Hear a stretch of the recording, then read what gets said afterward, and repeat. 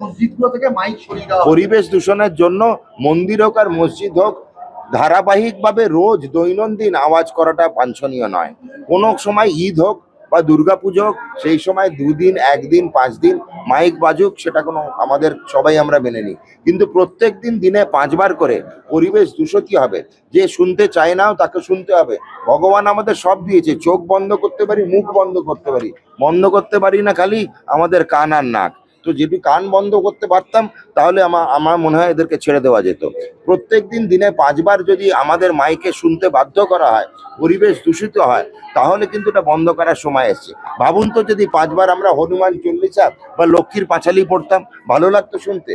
আমরা যতটা সংযত থাকি, বাকি ধর্মের যারা অবলম্বন করছে তাদেরকেও সংযত থাকতে বলবো। ধর্ম নিজের নিজের, আপনারা নামাজ পড়ুন, যাই পড়ুন, বাড়িতে বসে পড়ুন, মাইকে অ্যানাউন্স করে পড়ার তো কোনো যৌক্তিকতা দেখতে পাচ্ছি না। আজকের অনুষ্ঠান জুলাই নিয়ে কংগ্রেসের পদক্ষেপ করছে, তারা প্রত্যাগ্রহ আন্দোলন